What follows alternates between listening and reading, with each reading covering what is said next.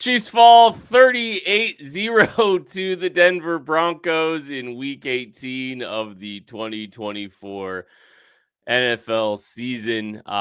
They don't need the game. They don't play any of their starters, basically, and it showed. It showed tremendously in this game, but there's still plenty to talk about with the happenings, both in this game and some of the things that have happened around the National Football League here in the last couple of days. So we'll be getting into all of that. Thank you all so much for joining us today. We appreciate you.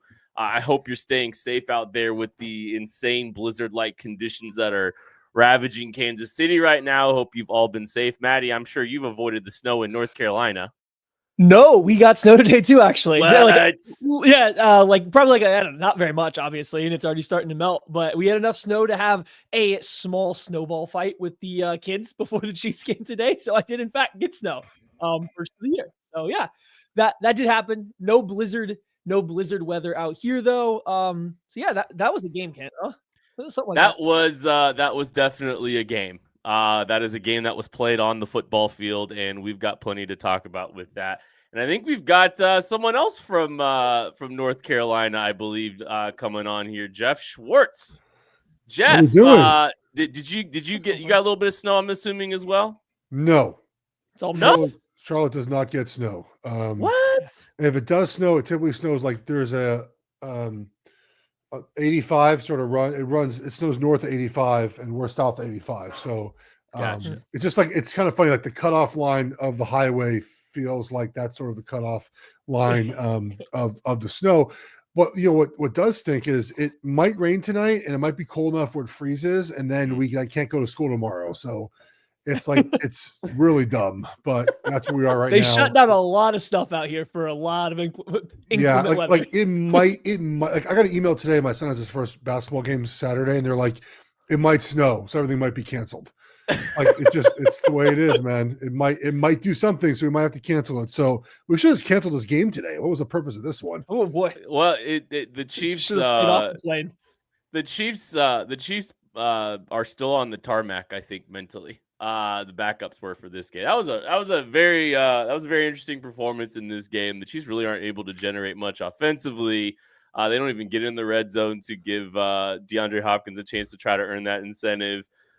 Defensively, very soft, static coverage, and Bo Nix tore it apart. And it was that was about the biggest takes I think I had from this game. I don't think there's as far as just overarching, but I mean, we got Geoff Schwartz on here now, and I think Geoff, I think one of the biggest storylines, biggest question marks heading into this postseason, it has been what the Chiefs are going to do on the offensive line. DJ Humphries plays the entirety of the game except for the final possession. What were your thoughts on DJ Humphries just in what you saw in this game from him?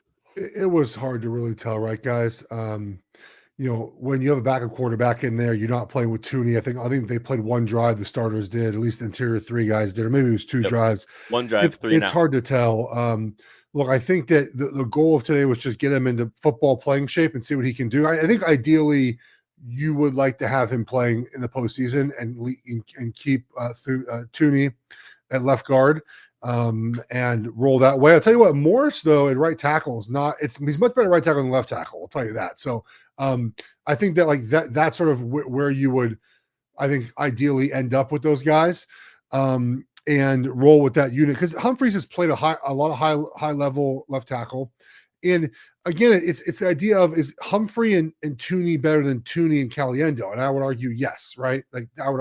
Yes, that's a better combination. So that's what you roll with. And I mean, no one played today. I mean, even the guys that didn't dress. I mean, how many starters on defense? Chanel played middle linebacker. I saw. Mm-hmm. I think I saw Charles in there. I mean, you have to play some of those guys, but the safeties played. I think the starting safety. Well, no, Justin Reed didn't play. So Hicks played. I know that. Cook played.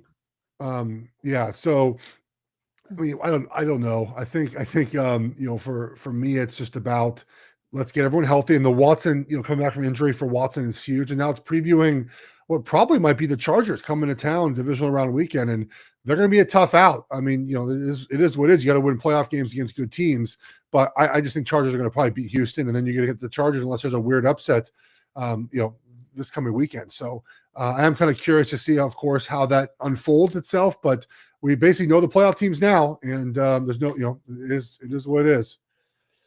Yeah, I mean, I think going out of this game, you wanted to come away with like a stronger feeling one way or the other on like DJ Humphries and how he looked at tackle. And I think there was some stuff that looked pretty good. There was some stuff, especially in the second half, where it didn't look quite as good, but it was about getting the reps in there. He was playing next to an offensive tackle who was playing his first time at guard since I believe his like freshman year of college, right? So So like, I mean, it doesn't, you don't really know how that's going to feel. You don't know how much that's messing with, what he's going through mentally pre-snap. There's going from Carson Wentz to Chris Oladukin. Like, it's just, they're all over the place. So I don't think you can have a strong opinion on anything of any of the Chiefs players other than one. They need Jalen Watson back because their answers at cornerback, whether it's Shamari Connor at the nickel or Najee Johnson being forced to play on the outside, we've seen that with the starters weeks prior. It just hasn't been good, and it kind of continued in this game. Yeah, and that's not surprising. We talked about this, I think, for weeks now. Obviously, I haven't been on. I've been busy. I've been working. I mean, unfortunately, I can't been on. But the second corner has been a problem for them. And what happens is then the second corner, so your nickel becomes a second corner, and you put a new nickel in, and they've just been targeted over and over and over again. And Spags is not changing who he is, right? Spags is going to run the football. I mean, run the football. He's going to pressure, and that means a lot of man coverage. Well, Watson comes back. Hopefully, you're able to continue to do that, and then also have the ability to play that man coverage. So I'm curious to see where that goes. I will say one thing that I found interesting previewing the game is a lot of people, Chiefs fans, were like, "Oh, Carson Wentz, man." I was like, guys, he's a bum.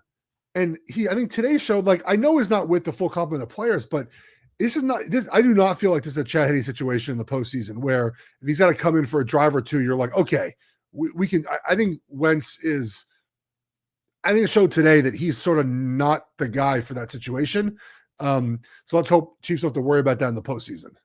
Yeah, I think, like the Carson Wentz discourse was like, like he has some high level flashes, and that's some of the reasons that he's been given so many opportunities. And he saw a lot of those high level flashes, I think, when he was, the starter in Philly and was playing MVP level football for, that first 12 weeks before he got hurt.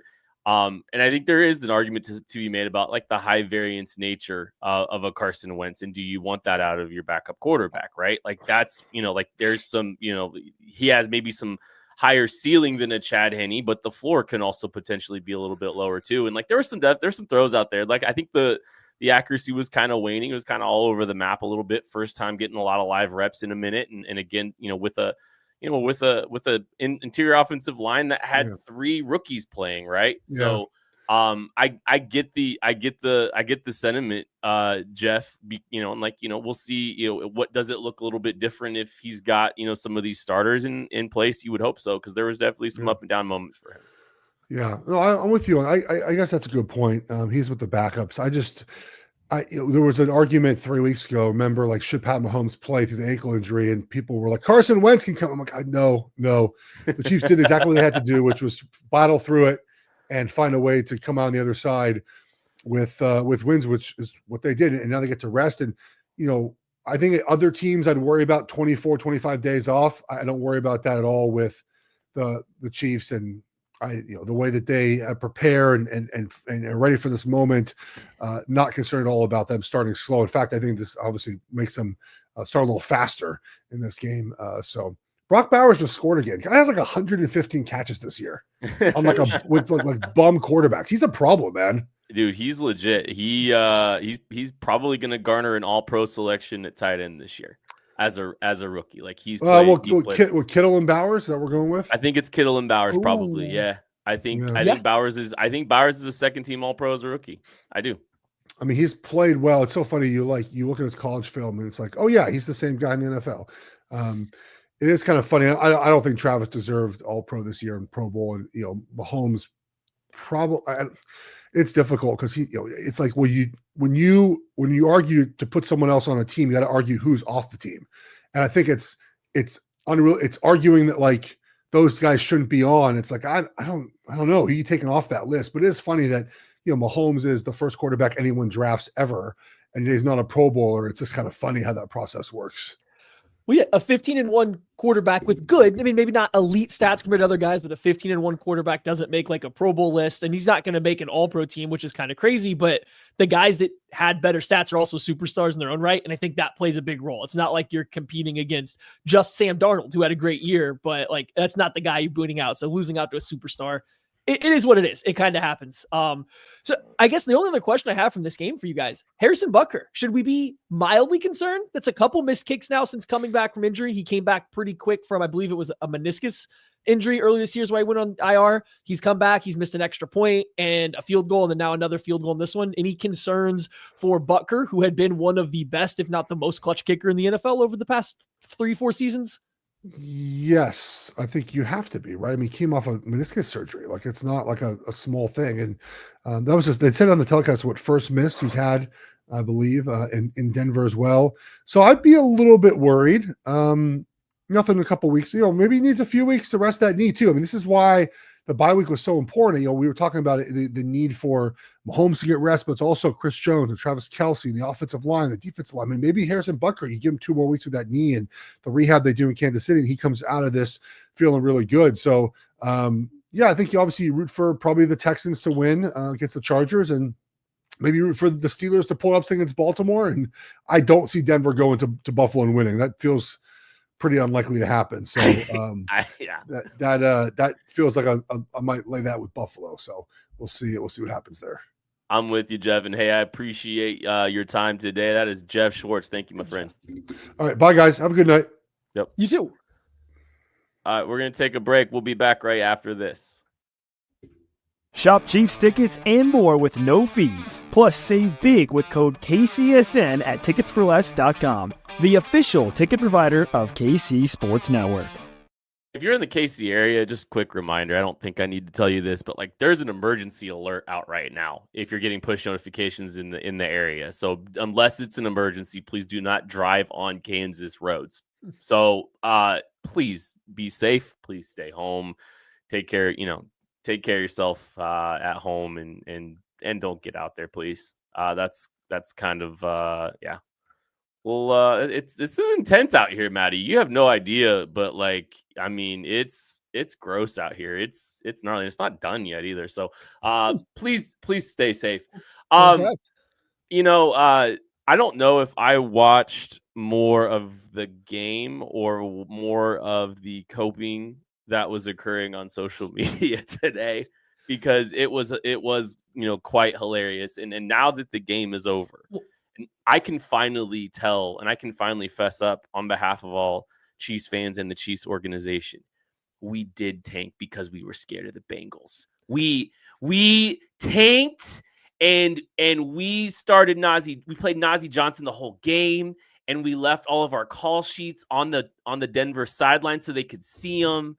We did. You were all right. We were tanking and hiding. We were scared to death of the Cincinnati Bengals knocking off the 2 seed in the AFC, the Buffalo Bills. We were worried, sick. And so we did everything. We didn't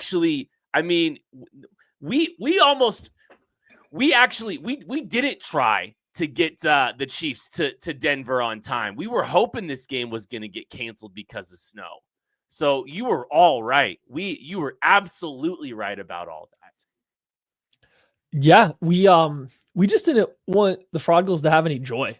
There's enough joy going around for a lot of other people, and I don't think the Frogles needed any for the playoff run here or anything like that. So that was our goal.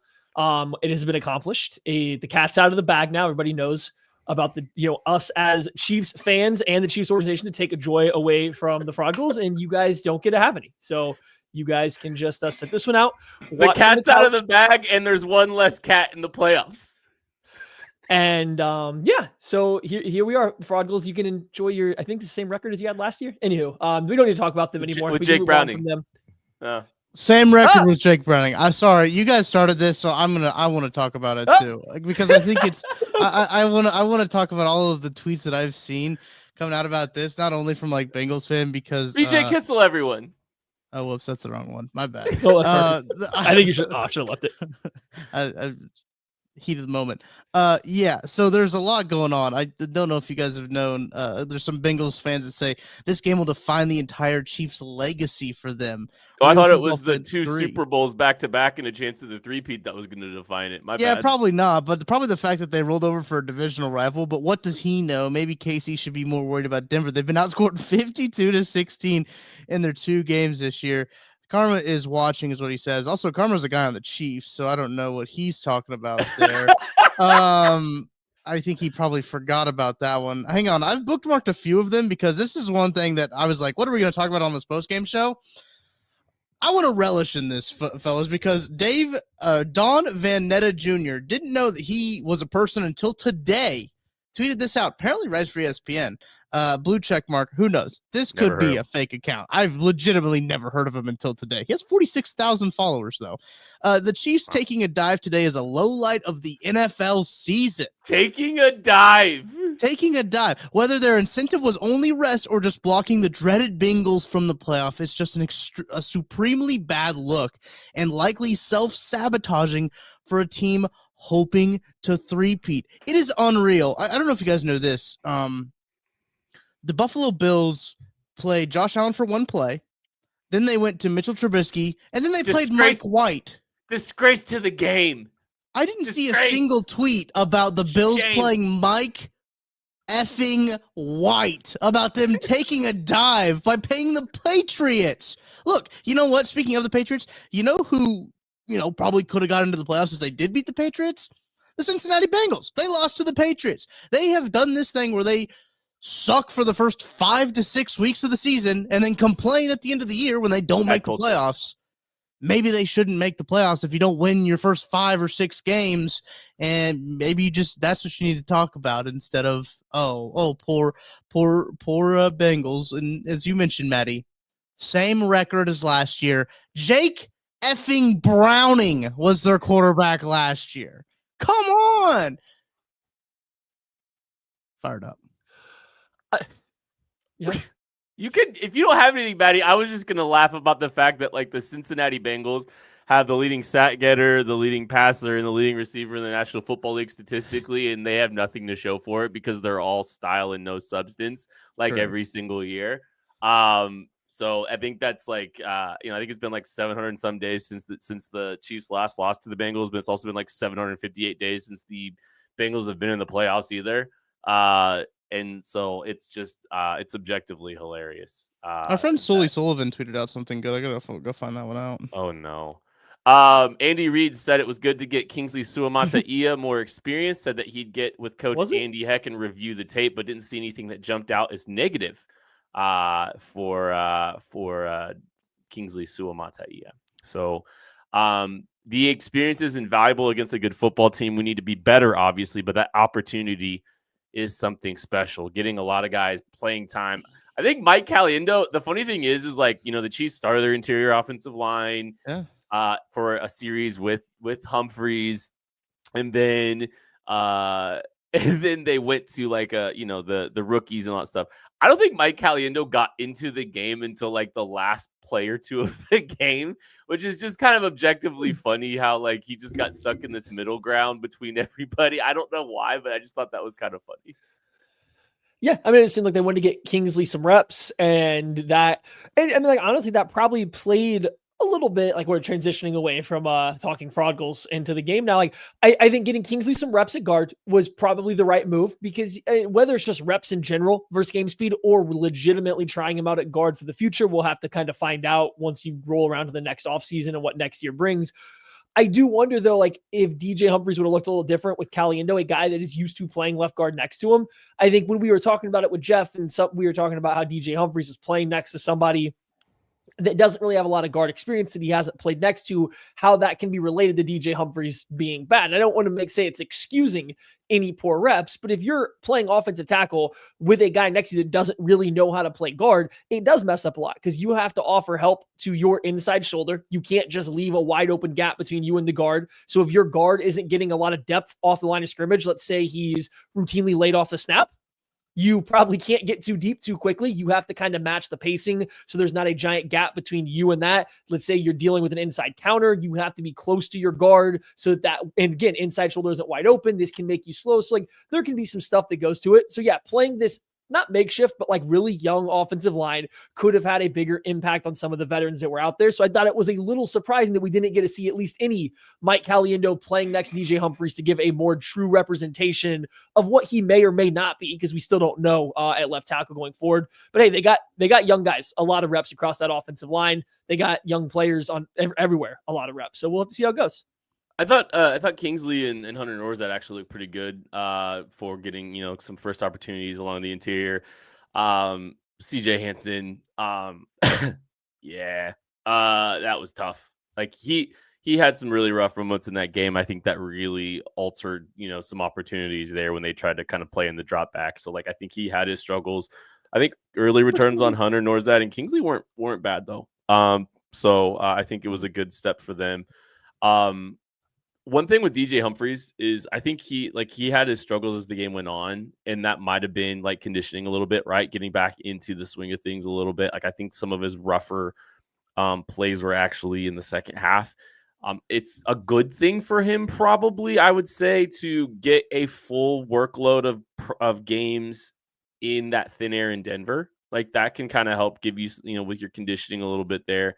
And helping you out there, just kind of getting in that thin air out there. So probably some good reps for him. And, I think, hopefully he's able to play at a high level if they are going to put him at left tackle and Joe Thuney back at guard for the AFC divisional round, which will be held in Arrowhead. So yeah, there's some good stuff there. I think some struggles, but good to see him get out of it healthy.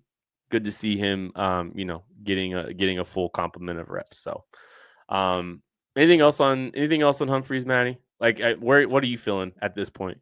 I think they should start him. I think you start in the next game, you put DJ Humphries at left tackle, Joe Thuney at left guard. You give it a half plus and see what it looks like. And if you have to pull a panic button at some point in time, you can go within the game back to Thuney Caliendo. Like we've had enough of that. They've repped that enough. You can always go back to that and find the floor. I think you still see what you get with Humphries Thuney.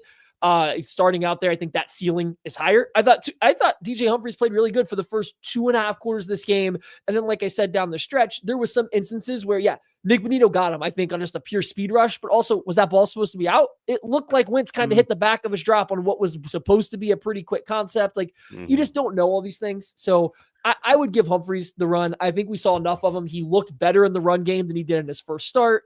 I thought he played really well in the first half, and they threw the ball 14 straight times. You think Denver was pass rushers? The starting pass rushers for Denver weren't pinning their ears back trying to get after the QB there and really trying to get off the ball. So get their incentives. Yeah, we'll see what happens, right? Like, I think it's an easy fix to go from Humphries back to Thuney. I don't think you can go the other way. So start with the higher ceiling that has a questionable floor, and if you have to go back to the floor later, go on and do it. But nothing from DJ Humphries was bad enough to say, oh, wow, there's no chance this works. I just think there was some, like I said, some issues later in the game that could be related to who was playing quarterback, who was playing guard next to him, and you won't know that until you trot him out there with the starters.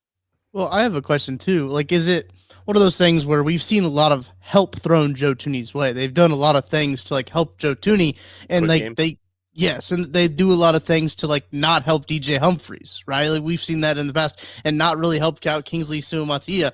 Do you think they go something like that with DJ Humphries, or is it more just like, all right, you're out there, you're the left tackle, you got to deal with it? I'm curious how it makes sense for me to keep what's been working the past couple weeks, but I don't know. I think it's a little bit of that for sure, especially when you're going up against more talented defensive ends. But I also think you can throw them out on an island a little bit more and run some of your deeper concepts and run more of your offense. I think there's more at your disposal potentially if you can get capable play out of DJ Humphries, and I think that's what the Chiefs are looking at is you've got a bigger call sheet. I think you can work with if you're throwing Humphries out there. Yeah, it doesn't have to be a quick set every time, right? And like it's not when we say help, it's not always about having a chip or having a backer or a running back or tight end stay in. It's if every Michael. play call you design is coming out on a 3-step drop, like that's a different kind of help, but that's still help. And like when you're dealing with Joe Thuney, who's been great, I want to be very clear. He's played very good at left tackle, Yes. and I feel fine. I think the Chiefs can go win a Super Bowl with him playing left tackle. I think that is a fine path to go down, and you can always go back to that. But I think it's a little bit more limiting if you have to stick to the quick play or the quick passes over and over again, because he's a guard playing tackle and has to quick set almost every single time. He can't really do like the pure drop back in space stuff. And so it just limits him a little bit. And I think you just try, you see if you can get away with somebody that actually is a tackle out there to expand the pass game menu a little bit more. And if it doesn't work, to everyone's point that I'm sure in the chats, I know a lot of people want Thuney because he's played better, and I get it. You can go back to that, and you don't have to make a decision and never return to it. It's one and done in the playoffs. I don't think they will be stuck in they won't be stuck in their ways on this. They will be more than willing to change it. I just think that you can expand the passing menu if you get back to a tackle out there. And hey, maybe the run game won't be as despicable if you get Thuney back at left guard instead of left tackle. That's something we haven't talked about enough. Is probably the run game side of things. So the AFC playoffs are officially set. Your Kansas City Chiefs are 15-2, and they are the 1 seed. They will be sitting up with their feet, as we all will be watching the wild card round. Bills will be hosting the Denver Broncos. The Baltimore Ravens will be hosting the Pittsburgh Steelers, and the Houston Texans will be hosting the Los Angeles Chargers. That is the AFC side of it. It's really like that's the only side I'm paying attention to right now. And yeah, I mean, we'll have some time to talk more about that, but like that is the official playoffs. The Cincinnati Bengals have the 8th. They were 8th, I think, because the Dolphins lost or are losing. So, they are currently losing. Which means the Cincinnati Bengals not only don't make the playoffs, but their draft pick gets worse. 17, as I believe that they're going to be picking now. Well, we can talk about draft picks really quick, and I actually want to do toast game. We're going to do toast game even though they lost. Is that okay? They lost by 38. Yeah, but I don't know about that. I think you can give a butt slap. You give a shout out. We're not doing full on toast game. All right. Well, I'm gonna give someone. I'm gonna shout some people out, and then let's do that. I'm gonna shout some people out, and then I'll have Gary from Ben Holiday. Topeka. Shout out James from. Oh, sorry, not those kind of shouts. No, I was gonna get a little Ben Holiday Bald and Bond Bourbon shout out. That's all. Just wanted to shout them out a little bit. Yeah, you can shout them out all you want, but I'm just saying toast game. In a 38-0 loss, probably not going to go over very well with the masses. I think it was just like a toast to the regular season and, all that kind of stuff. That's all. It's salute to all of that is happening. We can salute. Yes, we can do the holiday salute. The Ben Holiday bottle. Stand up for the troops. Fun salute. Here we go, fellas. That's my salute. I want to I'm gonna do this. We're just gonna do it like this. I want to give a Ben Holiday Bottled and Bond salute to the Houston Texans and Davis Mills for beating the Tennessee Titans and securing that the Chiefs will have a high 3rd round pick. The Titans are going to be picking first in the draft this year. And the Kansas City Chiefs will be picking 66th as a result of the Titans losing that game. So shout out and salute to the Texans. I will be doing my salute now. Shout out Texans. Shout out Patrick Fewer. He says his toast game is to you boys for putting on all the work this year, seeing the playoffs. Our guy Patrick, man, he's the best. He's over there at Ben Holiday. Doing with Ben himself. Ben himself. So there's our salute. There's our guy Patrick. Salute. That's the law sponsored segment. Good salute, Kent. We gotta do salutes now. That's when the Chiefs lose. We do the salute presented by Ben Holiday Bald and Bond Bourbon. And then we get to drink every time. And then toast game is if they win. Yeah. Salutes if they lose. I like it. Dr. Ozzy, salute to the first and hopefully last shutout of the Andy Reid era. Oh, wow. Despicable. I didn't know that. Unacceptable. Do you have any salutes, Tucker, that you'd like to put out? Well, I wasn't prepared to give a salute. I mean, I'm just looking at all these Bengals fans and crying on the timeline. I wanted to salute Nico Remigio, 2 catches, 48 yards. Sure. Yeah. Nice little. Sure. Sure.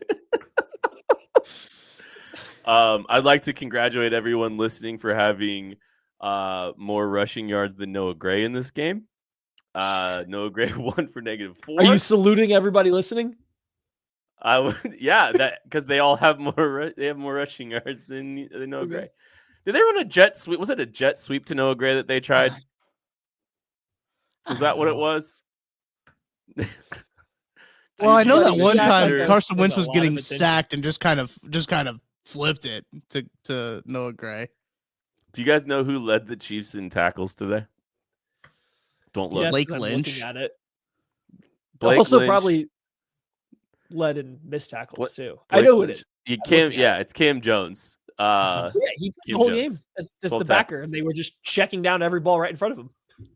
Yeah, the whole scheme, like the Chiefs, it was like a soft 2 or like it was like a soft cover 2, like the whole game. But they were playing like no verts basically, or no deep throws, and even the corners were sinking pretty hard, and just playing everything under. It was like they were prevent defense the whole game. Like literally just thrown to the flats, and like you're like, all right, where are they? Where are they? When are they coming? Oh, there they are. And it's like, yeah, it was just that was the entirety of the Chiefs defensive scheme in the first half. It was Okay, so since I'm on it and you made me look, this is actually my favorite part of this. The Chiefs had 79 players like record a tackle. Like they had 79 tackles amongst their team. Guess how many the Denver Broncos had? 30. close. 33. 33 total tackles. I mean, That's I don't. My salute goes to Jaden Hicks. I thought he actually made some plays. Not a lot of guys for the Chiefs actually made plays in this game. So salute to Jaden Hicks. And since Tucker was sleeper on it, salute to good health. Because I don't think we got any Jamari Connor did leave with I think they injury, made that but up. That's my tinfoil hack. I think they made that one up. salute to fake injuries and good health. Let's just get this guy out of here. We can't get back in here. We Well, might actually everyone. need him to play. Next time we talk about a Chiefs game, it'll be the AFC divisional round, and I cannot wait. So I'm far so away. excited. It's going to be a lot of fun to be talking about yet another Chiefs playoff run. Looking forward to it. No turnovers in this game either, by the way. Wait, before you sign off, I could feel the wind up coming.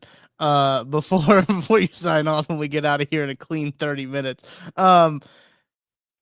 Good time to rehash this one. Look, we're giving away 4 tickets to the Chiefs division round playoff game, 1 parking pass, and 4 VIP tailgate passes to the Chiefs divisional round ticket. Look, divisional round, and we got a bargain for you guys.